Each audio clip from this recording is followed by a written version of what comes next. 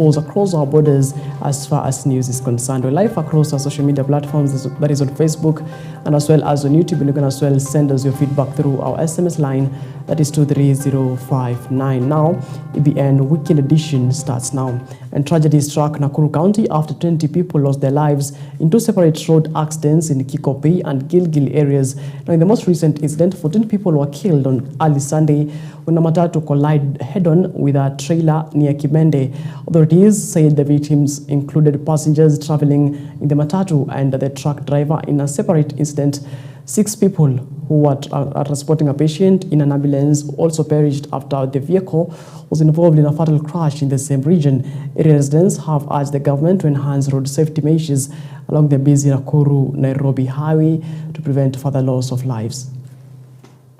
Matatu ilikuwa mbele yangu, all of a sudden nikaona imevuka upande ule mwingine wa barabara, ikakutana kichwa kwa kichwa na lori.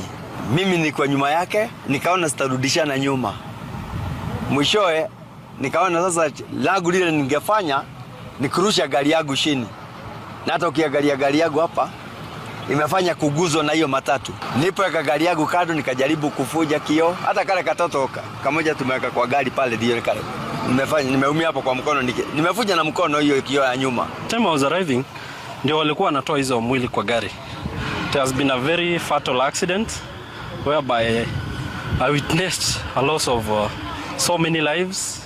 It's really devastating. Kila mtu akakufa, ikabaki watu watatu, mtoto na msichana na mzee mmoja. Mmoja ako hali mbaya, wengine ni wanaweza pona, si wabaya sana. This area is a black spot, and we also wanted to call upon Kenya to come up with a temporary measure to see how to address this matter, because this road around this area is so narrow.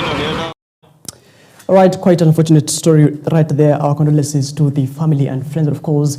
To the drivers out there, they should be vigilant, when transporting passengers. All right, moving on, residents of Itumbu village in Lugari are reeling from shock after a 75-year-old woman identified as Priscilla Tito was brutally attacked and killed by non-assailants in a gruesome incident that has sparked fear and anger in the community. And according to neighbors, the attack occurred on the night of Saturday as the elderly woman was asleep in her house. Now the assailants reportedly broke out her home, sexually assaulted her, and later set her house on fire before fleeing the scene. Priscilla was rushed to Kakamega County Referral Hospital, where she succumbed to her injuries while undergoing treatment. Residents have now expressed concern over what they describe as a growing wave of insecurity in the area. Fika tukapata mshere Priscilla alikuwa ameungua sana, mpaka ametoa nguo, mwili wote umeungua. Nikafika saa 11 ndiposa watu wa Hope wakakuja na ambulance, wakabeba mshere wakaenda na yeye. Kila kitu kimeungua kwa nyumba, mahindi ilikuwa ndani, vitu zake zote, nguo zake, hakuna chochote ambacho kimebaki katika hiyo nyumba. Sisi tumesikitika sana, sababu hata penye nimetoka ni siku 4 kama wamepomoanga nyumba wamepepa kuku. Sasa hapa Itumbu tukilala hatulali. Hata mimi nimetoka hapa kufika nyumbani kwangu napata wamepepa mahindi kwa nyumba. Usalama umekuwa chini na tunaomba serikali askari wa huku. Right, quite unfortunate story right there in Kakamega County. Moving on to matters politics, Democracy for Citizens Party leader Gachagua has launched a scathing attack on President William Ruto, accusing him of hypocrisy and inconsistency in his international diplomacy and domestic policies. Speaking during a church service at Jesus Exaltation, the Extension Church in Bethsaida in Kaputie North Ward, Kajiado East constituency, Gachagua criticized President Ruto's recent remarks at the United Nations General Assembly, that is UNGA, terming them contradictory. Now, the former deputy president alleged that while Ruto has called for a ceasefire in Sudan, he is himself accused of enabling the very conflict he now seeks to resolve. He faulted the president of failing to clear his name over these accusations before offering solutions to the crisis. Huyu mtu najua ameenda pale United Nations General Assembly. Kuitwa tu watu wote wameamuka, wameenda, amebaki na watu kama 10. Kwa sababu amejulikana dunia nzima ni mtu ya nini? He is preaching water and drinking wine. Akiwa pale anakachifu mambo nafanyika Sudan. na yeye ndiye mwenye kupeana bunduki ya kuua mama na watoto Sudan. Anajifanya at what is happening is wrong. Anasimama pale kupinga abductions in Haiti when he is a chief abductor in Kenya. Anaweza kusema hataki criminal gangs in Haiti. Criminal gangs yeye ndiye mwenye kupanga hapa Nairobi wakiwa na governor. Sasa wazungu wamemwangalia, wametoka. Ile watu wamebeba waziri moja ile ya kuuza madawa ya kulevya, anakula juku karanga akisikiza uongo. Mlimuona huyu waziri? Anakula nini? Hata yeye amechoka na uo. Sasa huyu mtu ametuaibisha. Wazungu wanatuliza hii uongo mlitoa wapi? As we are there to call out Ruto, to say what is wrong, to guide on what should happen, but the real transformation of our country will be done by the Gen Zs through the vote. Please, our children, don't let us down.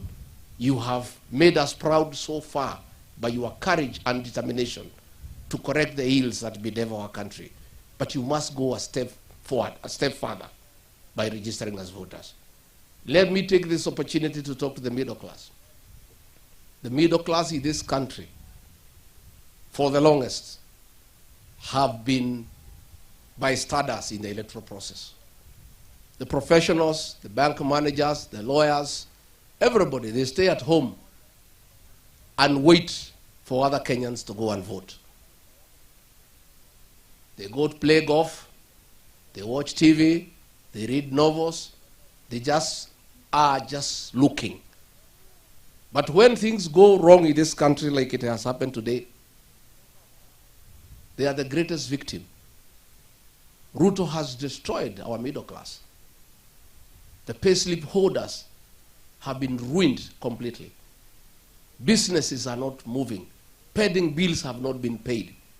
The middle class is destroyed. They are just crying at home.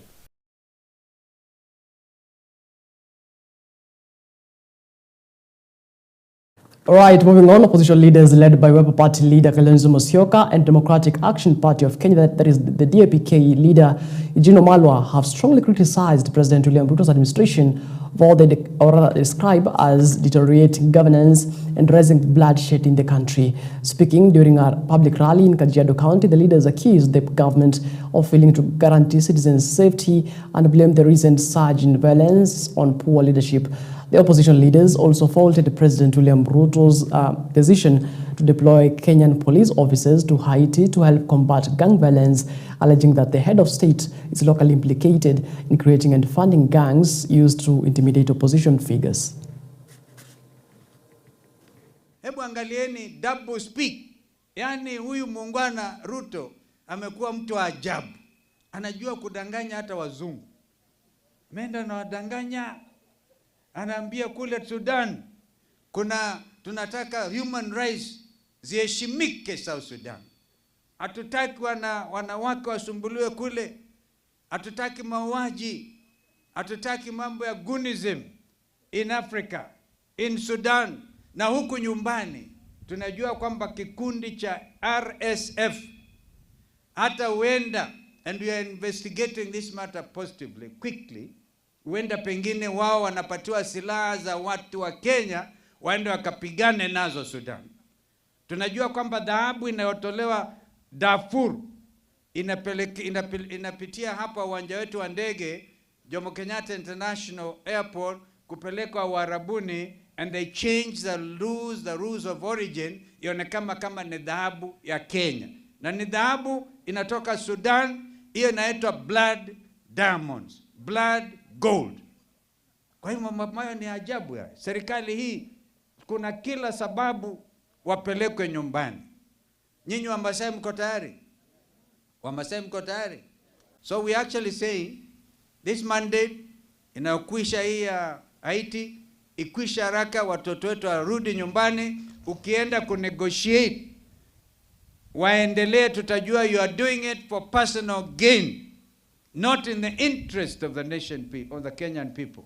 And if you want that mandate renewed, then involve every Kenyan leader and every Kenyan parent aulizwe waonaje watoto wetu waendelee kule ya Haiti ama warudi nyumbani. Haiti inasemekana kuna vigenge, kuna gunism, kuna watu ambao wanamiliki silaha kinyume na sheria kwa wingi zaidi. Kuna mambo yametendeka tangu achukue nafasi hii. Umwagikaji wa damu, mauaji ya vijana, haswa vijana wetu wa Gen Z. Watu wa Kajiado County, kama kuna county imepoteza watu wengi katika ile maandamano yetu ya Azimio 2023, katika maandamano ya mwaka jana ya Gen Z 2024, na juzi tukiwa na makumbusho na Sabasaba, county ya Kajiado had some of the highest casualties. Si Ongata Rongai iko Kajiado County? Watu wengi vijana waliuawa kule Ongata Rongai. Si Kitengela iko Kajiado County? Vijana wengi wameuawa hapa Kitengela, na tunaenda huko kutoka hapa. Kule Mlolongo watu waliuawa. Na leo tuko tunasema umwagikaji wa damu kwisha, mauaji ya kiholela, utekaji nyara kwisha, Ruto must. Right at the same time, ODM leaders have launched scathing attacks on Democracy for Citizens Party leader Gachagua, accusing him of propagating divisive and ethnic-based politics. Speaking in Narok County, ODM chairperson Gladys Wanga and National Assembly Minority Leader Junet Mohammed dismissed Gachagua as a leader without a clear vision for Kenyans. Now, the ODM leaders also praised the benefits of their party's cooperation with President William Ruto's government, saying it has brought tangible gains to the people. They urged Kenyans to embrace the unity and reject leaders who advance tribal agendas. Katika hii serikali, na nawaambia hivyo ukweli, airport ya Narok itamalizwa katika muda wa miezi 9. Maendeleo hapa Narok, na ndio tunaona progress inaanza kuingia. Sio ni kitu ya maana. Raila anasema hapa tu tunapita, Wanga anasema ni hapa, na tunaona tunaleta hiyo maendeleo hapa. ODM sasa chama changu ambaye nakipenda sana, hakuna siku itakaa kwa opposition. Wale wanataka kubizi sisi kwa hiyo njia, watafute njia nyingine. Bila nilisema wakati uchaguzi imeenda, kipi imeenda. Now, moving on, Public Service Cabinet Secretary Geoffrey Ruku has accused former President Uhuru Kenyatta of inciting Kenyans against the current administration. Speaking during an education and public engagement forum in Mbeere North, CS Ruku said that while Uhuru is free to express his views and offer advice to President William Ruto, he should avoid engaging in active or partisan politics that may divide the nation. Ruku also clarified that Linda Mama maternal health program was not abolished as alleged, but was replaced with the Linda Jamii initiative, which he said has been expanded to cover entire families, ensuring more comprehensive health coverage for citizens. Kama wewe umepewa heshima na watu ya Kenya, wakakuchagua kama rais, ukaundumu kama rais kwa miaka 10, kuwa mustaarabu kama mheshimiwa Moi ama mheshimiwa Kibaki.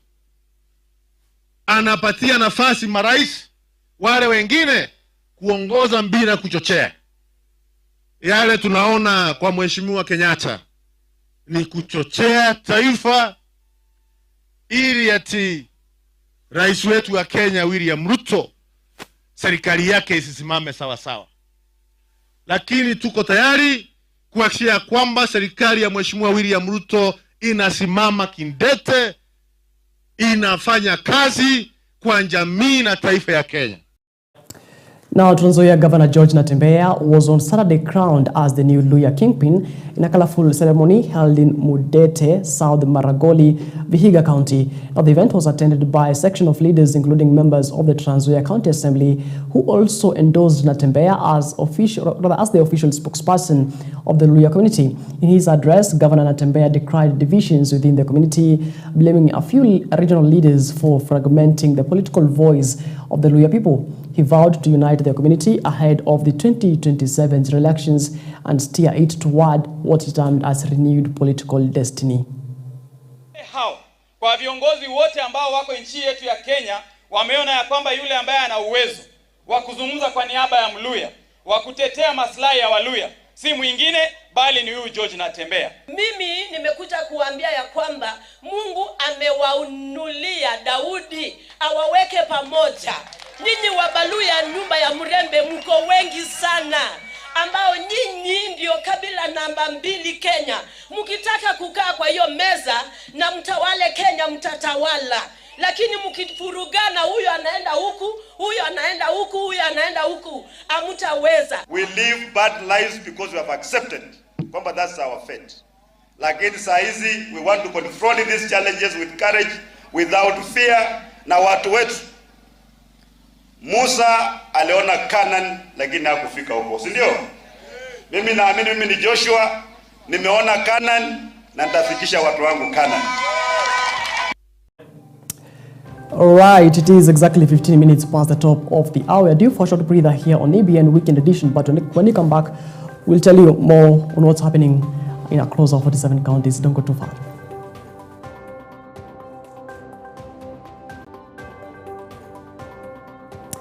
All right, welcome back to the program. Moving on, Wiper Party leader Kalonzo Musyoka has criticized President William Ruto's administration, accusing it of intimidating citizens exercising their right to demonstrate. Speaking during a public event in Kitengela, Kajiado County, Kalonzo alleged that in 2023, ODM leader Raila Odinga warned him that there were plans to shoot protesters in the legs if they proceeded with a planned rally at Kamukunji grounds. Kalonzo termed such threats unacceptable, insisting that Kenyans must be allowed to hold peaceful demonstrations without fear of violence or intimidation. He called on the government to respect constitutional rights and engage citizens constructively rather than using force to silence dissent. Haiwezekani. So we are telling you, we have to reclaim the dignity of our capital city. You cannot then be using watu rigijia narudi, unateremsha mawe, gari ipigwe, rigijio wawe. Now we think Bwana Ruto nia yako ni kusema wacha hata vijana viongozi wenyewe wapigwe risasi miguu. Ukipiga rigiji mguu, wewe mwenyewe utapata shida kubwa sana. And I'm saying this by the way, and I want my friend Raila aje akanushe hiyo. Wakati kabla kusitisha maandamano ya 2023, Mheshimiwa Eugene, you remember, Mheshimiwa Martha Karua may remember, tulikuwa tunataka kwenda Kamukunji. Raila akaniambia amepata habari kwamba tukienda Kamukunji tutapigwa risasi miguu. Kumbe hii tabia ya Ruto kusema watu wapigwe risasi miguu alianza wakati huo. Raila akaniambia nimepata habari tukienda tutapigwa risasi miguu. Amepata hiyo intelligence na alivyo akasitisha. I remember I was in Makueni myself kwa maandamano. Ile vita tulipata siku hiyo haikuwa ya kawaida. President wa Tanzania jirani hapa, Mama Suluhu, kumbukeni, alikuwa anangojea Ruto na Raila Mount Kenya Safari Lodge. Hakwenda huko. Raila alikuja akasema nimecancel hii kitu because amepata habari atapigwa risasi miguu. Kwa hivyo inaonekana ni tabia ya Ruto kupiga watu miguu risasi. It is my human right kutembea na miguu yangu. Mungu haikuiumba wewe Ruto uje upige risasi. Vijana wetu napiga risasi miguu, and you actually say you go to the international forum and say you are a believer in human rights. Bahati mbaya kwako, katiba 2010 ambayo Mheshimiwa Kibaki amelala alituachia kama urithi ndio inatufanya kuabudu hata kama namna hii, hata kama ni watu wachache. Sijui kama unajua it's your right to worship in any manner under Constitution 2010 bila mtu yoyote kukuleta madharau ama kuhujumu nafsi yako. Now, from matters politics to matters health, now the government has stepped up the registration of inmates into the Social Health Authority, that is SHA, in a move aimed at curbing the rising disease prevalence in prisons. Speaking in Meru County Correctional Services Principal Secretary Dr. Salome Biako revealed that almost 40% of inmates require medical services for sexually transmitted infections, underscoring the urgent need for improved healthcare access in correctional facilities. Public Health Principal Secretary Mary Modhoni urged Kenyans across the country to register under SHA, assuring that the government is working to resolve challenges related to the identification and claim acceptance under the program. Prisons are overcrowded. My prisons are overfilled. Kwa sababu gani? Sexual offenses. Na hiyo inaleta mashida zingine. Gonorrhea imepanda, syphilis imepanda, HIV imepanda. Mimi sina pesa za matibabu. Watu wakienda hapa chini mahospitali za chini, wewe ukuwe umejiandikisha tu, na hata ukiwa kwa hiyo laini ujiandikishe ukiwa hapo, hiyo jina yako inakuwa activated. Hata utapewa kadi, wewe unahitaji tu ID yako. Sasa mimi ni venye ningesema, kwa sababu ninajua kuna huduma center hapa Meru, watu waende wachukue ID. Right, women's rights groups in Nairobi have marked International Safe Abortion Day 2025 with renewed calls for urgent reforms to expand access to safe abortion services in Kenya. Speaking during the commemoration of the activist stressed that abortion rights are human rights and urged the government to take concrete steps to protect women's health and reduce preventable deaths caused by unsafe procedures. According to our 2023 report, Kenya records about 792,694 abortions annually, with over 304,000 women requiring post-abortion care. Now, the groups want that restrictive laws and limited access to safe abortion services continue to put women's lives at risk, calling for policy changes and to ensure productive health rights are fully realized. Of the Constitution, there is a blanket criminalization of those who seek and provide post-abortion care. These legal policies and administrative barriers have resulted in a state of uncertainty, leading to reluctance by healthcare providers to perform safe abortions, even in situations of health emergencies where it is permitted, driving women and girls to seek unsafe abortion with devastating consequences to their health and well-being. We stand in solidarity with all the women and adolescent girls in Nairobi to reaffirm that access to safe abortion is an essential healthcare service and a fundamental human right that must be protected and upheld. All right, it is exactly 28 minutes past the top of the hour. Many thanks, of course, keeping me company until this particular minute. You have been watching EBN Prime Edition, weekend edition. To have yourself a good night, and as always, let's do this again when God says we do.